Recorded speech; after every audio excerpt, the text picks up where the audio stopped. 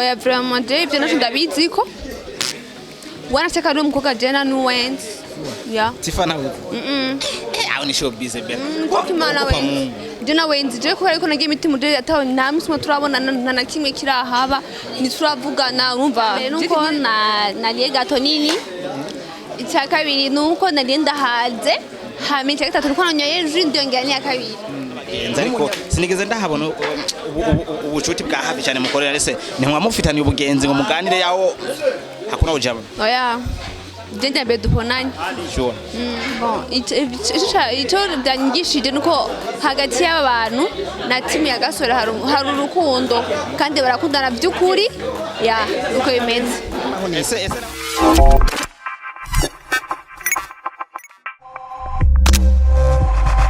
Guess bakunzi ba Charlie TV safa meze gute umeze neza ni Elma Love mari mutade bwogenda meze fresh guys ndabaramukije cyane muri hose ndabwiye neza ko twakunda cyane ndi kumwe na Bella cyanke Mrs Masoni afise udusoni twiri cyane ngo nakunda kuganira cyane mu biganiro ariko no munsi rero ndamuvumbuye ashagifanya bitu bingi sana kwepa leo mbana ni aje be ni bon meze neza ariko kuri kudakunda kuboneka kandi numva yakaneza just ndatinya kamera uratinya kamera ukabura umu artiste koma bon desi ibiganiro n'ibindi nibikurimo ego turagana cyane ku kintu cyadukoranije ngaho no munsi muri birthday party ya bukuru na butoyi aho waje kubashigikira nk'umuntu asanzwe ari umu artiste mugenzi wabo sivyo benshi barashobora kwibaza ati ese hari hasanzwe hariho ubucuti bw'indani hagati yanyu canke bimwe nyene vuga ati ni umu artiste muganje kandi mutubire ni ashaka dwa canka reka oya vraiment burahari cyane kubera yuko ndandokina no manuza amakomedi wabo amafilme wabo biganiro byabo muragenda nabo bakajwacu hari ututi ukomeye cyane hagati wacu sawa utwenzo rite tutagenda ndashaka utwenzo rite tutatu wabonye ngaha anya kupushika twabaye ngaha muri birthday mbona nta swete ninge nabonye ibintu bitatu byiza navyo wakunze nakunze bon cyambere nuko naliye gato nini icyaka biri nuko nagenda haze hame cyaka tatu nuko nanyoye ndiyongera ni yakabiri nk'umunyarusaku vyihuse je ndashaka kumenya agasabo gato barakoze kuvuga ngo Bella yo basohokana GASORE ariko ntivyemezwe cyane njana kwijana uno munsi nagumye n'icenda bitinze mugabo mbona Bella haje kuyiwe GASORE nawe aza mu nyuma kuyiwe ese ko baragaturike mwadukinye cyane oya ibyo ndio bibazo cyangwa turakinana nyine bisanzwe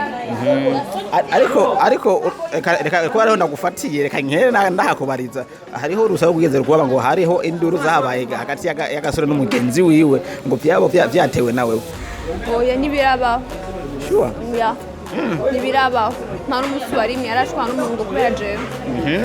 ariko ngo kuri TIFFAH byavuye kuri wowe na TIFFAH kugira ngo bashwane partenaire bari bafitaniye hagarara oya vraiment ibyo nacho ndabiziko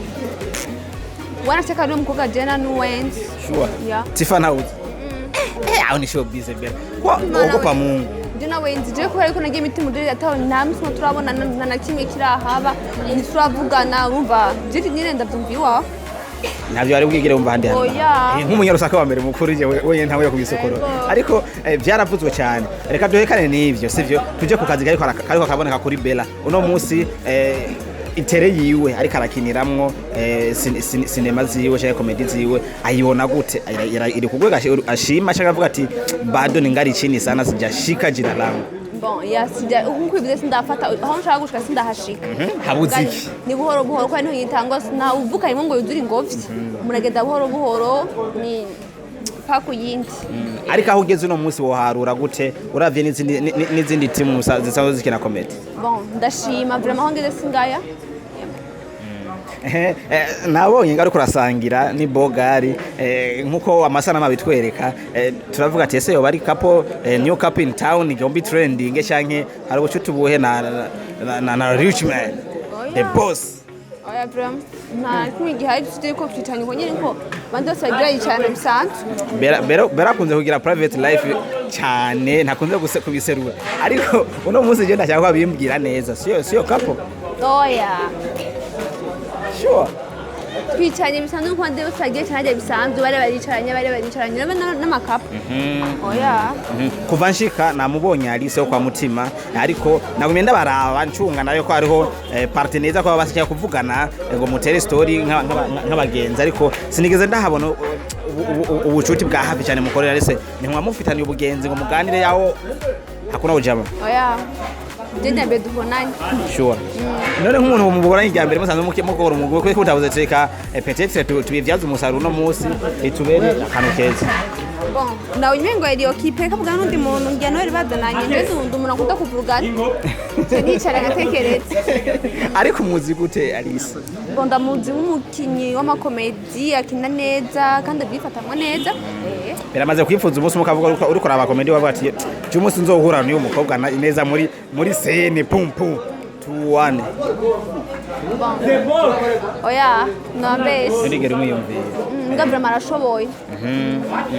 Uno munsi ubucuti bwahabaye guhamagara mwebwe bagahamagara abandi benshi batandukanye n'abandi byakwigisha iki canke niyihe image wabitoye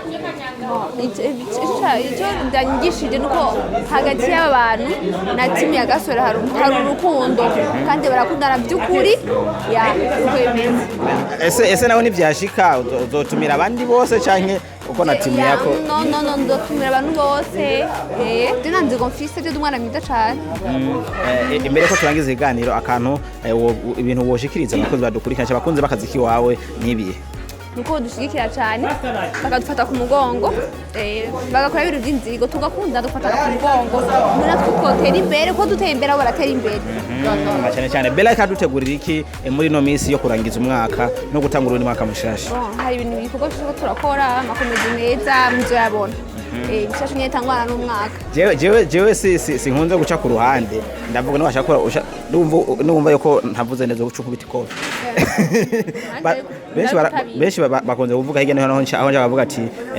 kwa GASORE musa nabagabanije inguvu nuko mwari mumeze ubwa mbere tuno munsi nibiko birafatisha neza nko muri shagihe cha nini tena igihe mwari mu ihuriro ndebye mu ihuriro nabyonse ni urumva igihe BAGASORE bava mu ihuriro muri rusange ngo bari bafise izina rinini cyane kuruta ibyo bafise uno munsi ngo barameze nk'abasubira inyuma mu nguvu. Oya nibyo babesha barabesha cyane kuko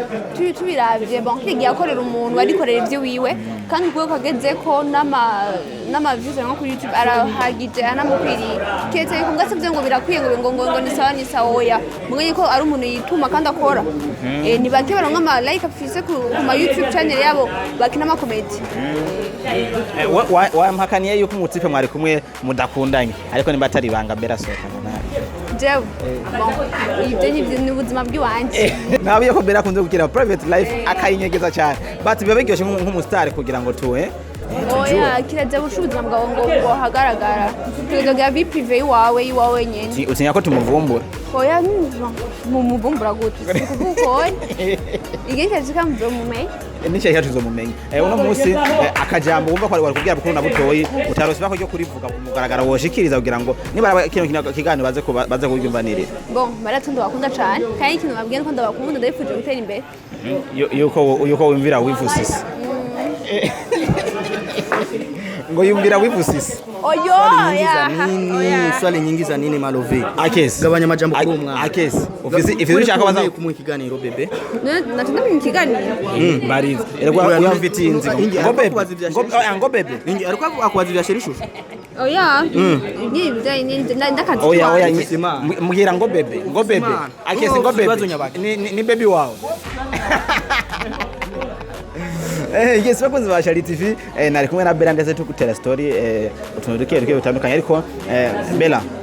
umwansi wawe umuntu uziti hano uyu muntu aranyanga wowe ati muhereza ka message gatoyi ku muntu akwanga kumunanyanga bon kumunanyanga message no musigira